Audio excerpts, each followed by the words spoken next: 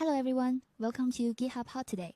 Today's projects are unity-mcp, a powerful tool bridging AI assistance with Unity editor for automated game development. Astryx, a fully customizable open-source design system from Meta built for both humans and AI agents. And immich, a high-performance self-hosted photo and video management solution serving as a great Google Photos alternative.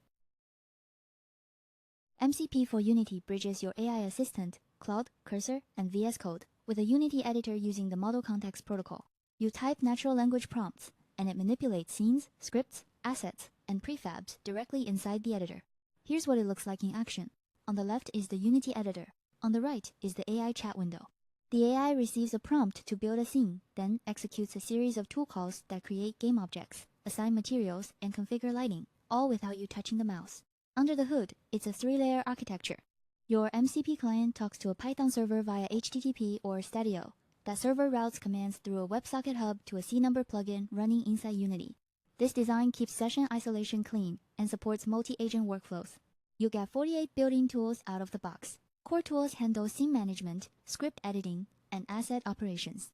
Specialized groups cover animation, VFX, UI toolkit, Pro Builder, profiling, and even AI asset generation for 3D models and textures. Installation takes under a minute. Add the package from a Git URL in Unity's package manager. Confirm Python and UV are installed. Then click Configure Selected Clients. The setup wizard auto-detects Claude Desktop, Cursor, VS Code, and others, writing the MCP config files for you. You can run multiple Unity editors simultaneously and route commands to specific instances. Each editor advertises a stable ID like MyGame at a 1B2C3D4. Call set, active, instance once, then all subsequent prompts target that project. Useful for testing shared packages across different Unity versions. Need custom capabilities? Write a CNumber static class with a Mac4 Unity tool attribute and a handle command method. Drop it in any editor folder, refresh your MCP client, and the new tool appears automatically. The system uses reflection to discover and register tools. No manual configuration needed. Long-running tasks like lightmap baking or player builds use a polling protocol. Your tool returns a pending response, and the Python middleware polls Unity for progress updates until completion. State persists to the library folder, so domain reloads don't wipe your job progress. 2 transport modes. HTTP for multi-agent setups, where Cloud Code and Cursor share one Unity instance, or Style for single client simplicity. HTTP binds to localhost by default, but supports LAN binding with explicit opt-in for remote workflows. The project ships under MIT, has no telemetry by default, and supports Unity 2021.3 LTS through Unity 6.x. Recent v10.0 added AI asset generation for 3D models and textures. If you're using this in research, there's an ACM paper you can cite. Astryx is an open-source design system from Meta that's fully customizable and agent-ready. It packs 160 plus React components, a theme engine, and a CLI into one cohesive package built on StyleX. This isn't some toy project.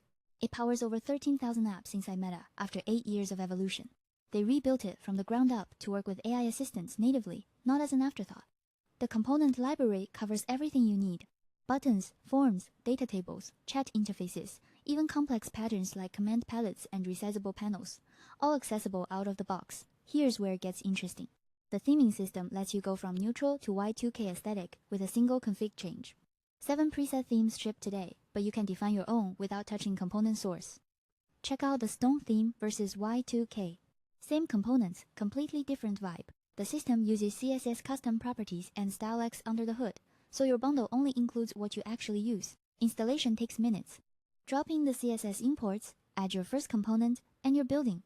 They even have a quick start prompt you can paste directly into your AI coding tool. The CLI is the real game changer though. It's not just for scaffolding. Every command outputs structured JSON, making it reliable for AI agents to consume. No more scraping docs or guessing APIs. You can query components, fetch props, grab templates, even run upgrade code mods.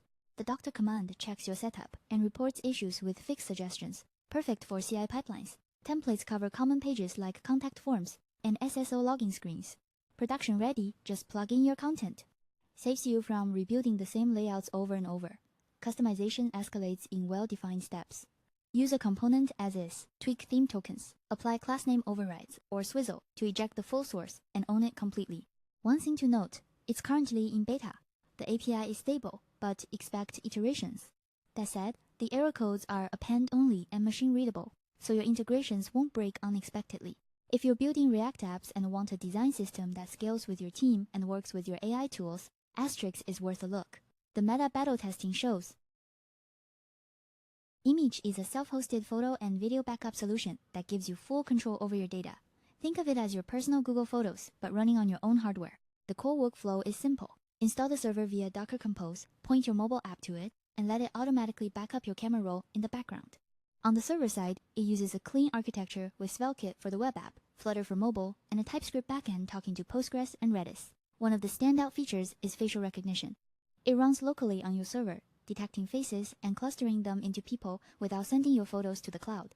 You can merge duplicates, set featured photos, and even add birth dates to see how old someone was in a specific shot. Search is another strong point. Beyond metadata, it uses clip models for contextual search, meaning you can type sunset on the beach and it will find relevant images even without tags. Mobile backup is granular.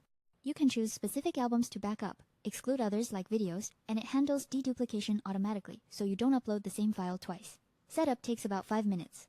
Download the Docker Compose.yml, tweak the env file, run Docker Compose up, d, and you're done. Then just log in on your phone with your server's IP address, enable backup, and let it run. It's not perfect though. Facial recognition can be resource heavy on smaller machines, and the initial indexing of a large library takes time. But for a self-hosted solution, it's incredibly polished. That's all for today's show. See you tomorrow.